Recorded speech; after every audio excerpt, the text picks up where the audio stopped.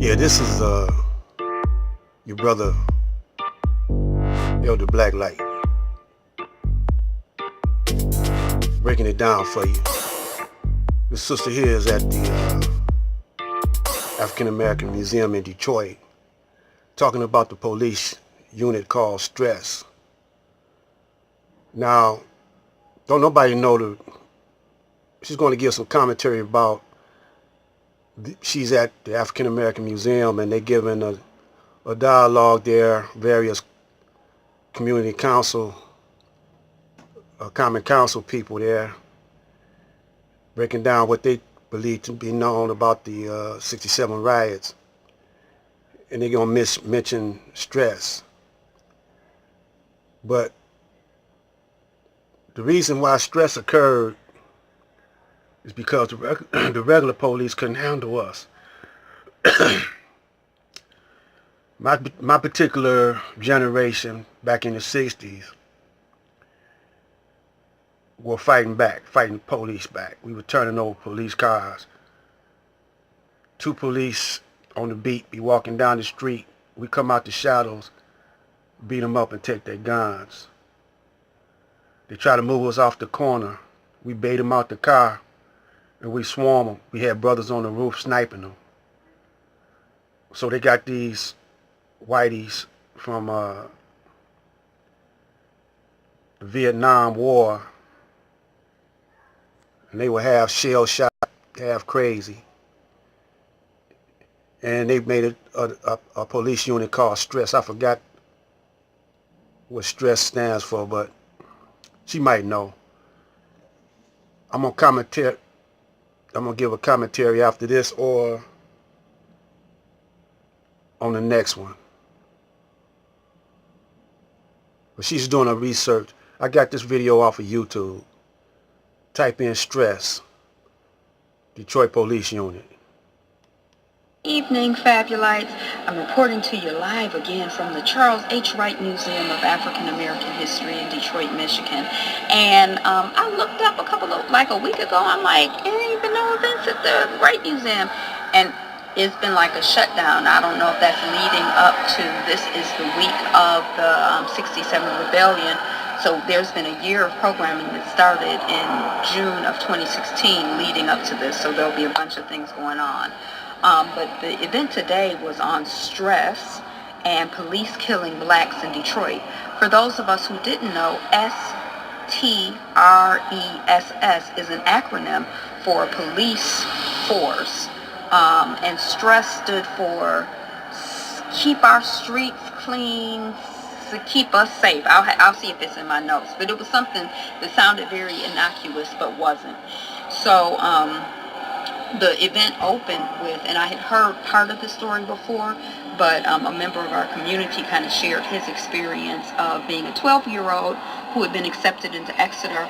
I'm not sure if he's talking about the Exeter boarding school on the East Coast. Isn't there a fancy boarding school called Exeter on the East Coast?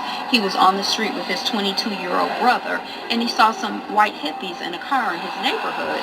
They were walking down the street, and they saw the hippies, and he was kind of confused because he hadn't really, that just didn't seem to fit in with what he normally saw in his neighborhood. And so then he saw the hippies pull a gun, and his brother told him to run, and he ran. And he ran, and he was hiding. You know, he was running. As he looked back, he was being chased still. And so he hid in a little puppyway in an alley or something like that. And then he saw some uniformed cops, and he got really, really excited because he thought, oh my gosh, good, they can help me because these hippies are after me. And he ran toward them for help. As he ran toward them, one of them punched him in the face, and then they proceeded to beat him, 12-year-old child, and cuff him. And they were asking him, where's the gun? Where's the gun? He at some point heard a gunshot, and he was told that his brother had been killed. He found out later that his brother was told the same thing. But they had shot his brother in the leg. The way that his brother was shot, the angle and everything doesn't correspond to a self-inflicted wound, although when there was some pursuit of the matter, the official determination was that his brother had shot himself in the leg. He said he came from a wholesome family. Everyone was doing well. There was no criminality in sight. And that he wanted to be a cop. As a 12-year-old boy, he wanted to be a cop. He was the head of the safety patrol in his school, and he ended up going to Cranbrook and Amherst. So this was kind of the introduction to this piece on stress. There's an autobiography of Coleman Young called Hard Stuff that was mentioned. When Coleman came into office, 5% of the police force in Detroit was African American, and he raised that up to 50%. We heard Sheila Cockrell speak. She was one of the panelists. She talked about the sanitization of the events of the rebellion. And as we're doing this conversation in this week leading up, that a lot of people talk about the rebellion out of context, like, oh my God, just out of nowhere, these Negroes just rose up and started throwing bottles. Like it's some mystery. We don't understand how and why that happened. But she talked about it in the context of three things, but I only caught two. The context of police brutality and the lack of opportunities and good jobs for black folks. She also talked about it in the historical context of Detroit and the country, but she spoke specifically about Detroit, that there was an 1833 riot against blacks, and there was just an ongoing constant assault of black folks in the city. 1922, there were police brutality complaints in the Detroit Free Press. This wasn't anything new. The police then and now are in place to terrorize, humiliate, and keep folks in their place. It's intimidation. That's what police are about. 7,000 people were arrested and disappeared into what they called Bellicraz, like Alcatraz, but Belle Isle became a holding place for people. So there were a lot of people missing, and people didn't know where they were. They talked about post-67, the police brutality escalating. Cynthia Scott, I'm not familiar with that person, but she was mentioned twice. She was assassinated in 1963. That was a part of the mix.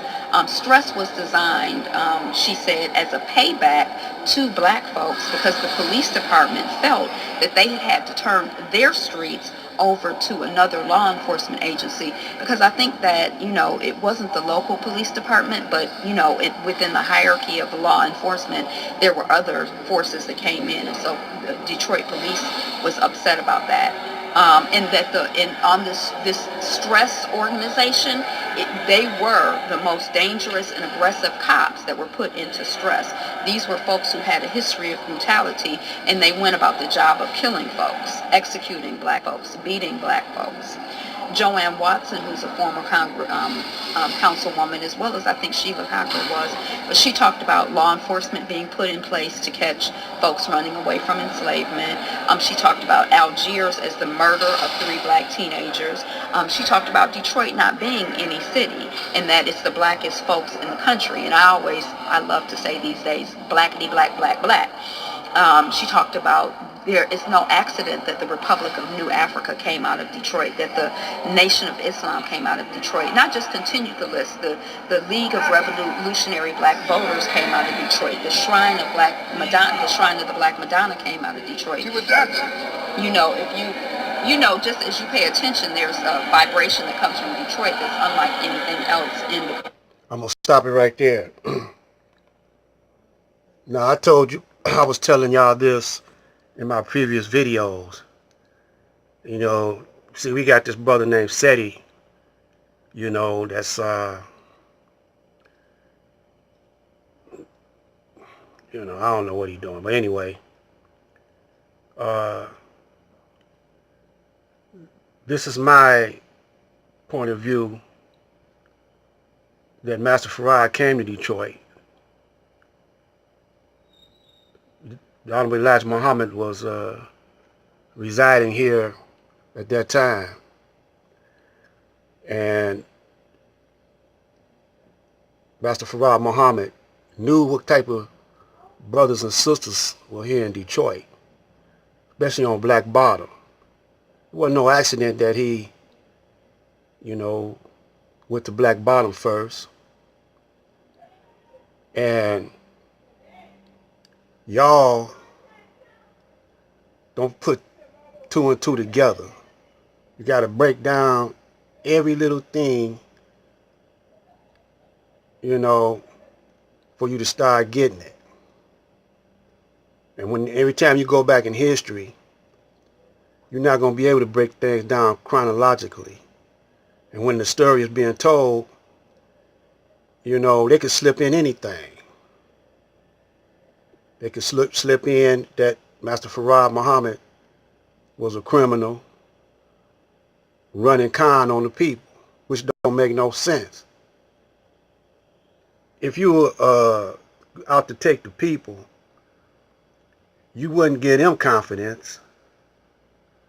You know, tell them that you God. He was telling people, the black man, he was God. You know. Anyway, that's where all the great ones come from, this kind of vibration. And like she was saying that Alcatraz, a lot of black people after they had a riot here, came up missing. They was over in Belle Isle. Well, what y'all think they doing with Walmarts, Kmarts, and all them stores that's being vacated now? They're gonna round you up again, but the holding facility is gonna be Walmart, Kmart's, or Target, or something like that, where they shutting down these stores but keeping the buildings up. So, you know, if I had this, if I had me a tablet like this, you know, if we had YouTube back in the day when I was coming up in here in Detroit, back in 63, 62, 64, when we were clashing with stress, turning police cars over, you know, it was a hell of a war before the 67 riots. You know, riots at junior high school called Post, because some Klan, their children, baby Klans, burn a cross in front of a black couple's lawn right across the street from Post Junior High. And we started kicking ass. Every white person in sight got whooped up. Teachers wouldn't even come to school. They had to send in substitute teachers. Anyway, said he don't tell y'all this, man. Detroit, I'm saying this to my Detroit brothers. Who we got now is some boule brothers, some bitches. Bitch brothers running the city now. Your real strength is in the neighborhoods. I'm gonna shut this one down and come back with a part 2 a little later on. It's Black Light.